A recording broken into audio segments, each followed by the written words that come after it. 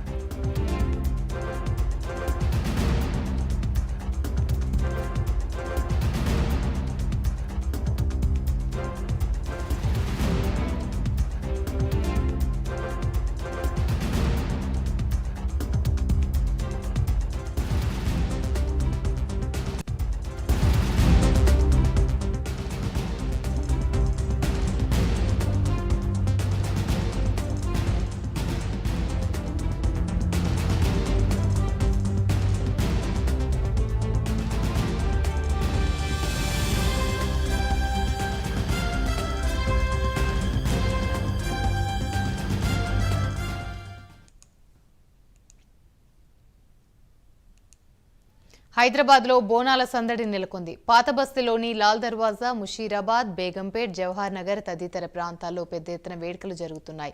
లాల్ దర్వాజా, సింహవాహిని, చార్మినార్, భాగ్యలక్ష్మి అమ్మవార్లకు పాత బస్తీ సహా పరిసర ప్రాంతాల ప్రజలు బోనాలు సమర్పిస్తారు. డప్పు చప్పులు, పోతురాజుల విన్యాసాలు, శివసత్తుల పూనకాలతో భాగ్యనగరం ఊగిపోతుంది. సమస్యాత్మక ప్రాంతాల్లో పోలీసులు పటిష్ట బందోబస్తును ఏర్పాటు చేశారు.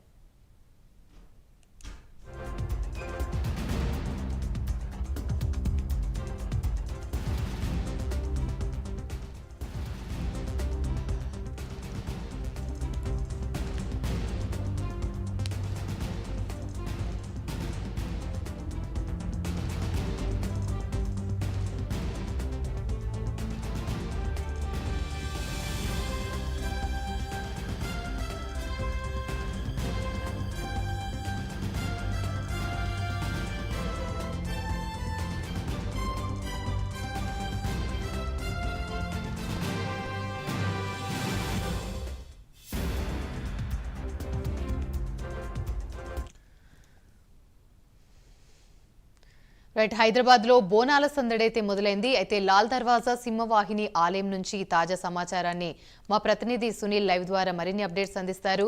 సునీల్, చెప్పండి, లాల్ దర్వాజా, సింహవాహిని అమ్మవారి ఆలయంలో ఎలాంటి ఏర్పాట్లు చేశారు? ఇదే చివరి రోజు కావడంతో భక్తులైతే నలుమూలల నుండి వస్తారు. అధికారులు కానీ వివిఐపీస్ అందరూ కూడా దర్శించుకోవడానికి వస్తూ ఉంటారు. సో ఎలాంటి ఏర్పాట్లు చేశారు? అదేవిధంగా భక్తులకి అసౌకర్యం కలగకుండా అధికారులు ఎలాంటి ఏర్పాట్లు చేశారు?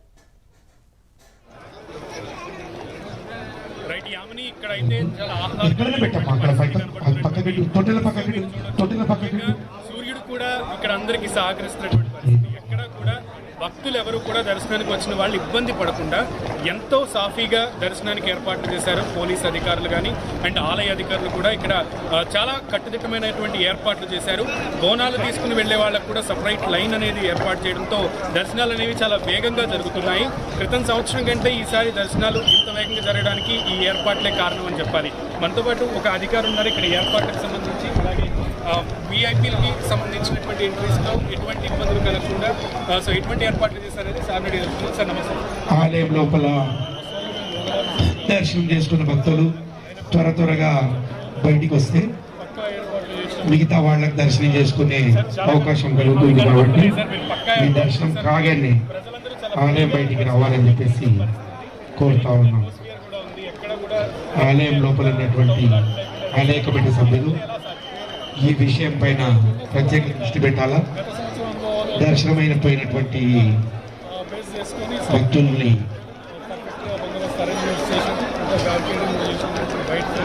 వారికి త్వరగా బయటికి పంపిస్తే మనకు మిగతా భక్తులకు కూడా దర్శనం కలిగించే అవకాశం కలుగుతుంది. వర్షం కూడా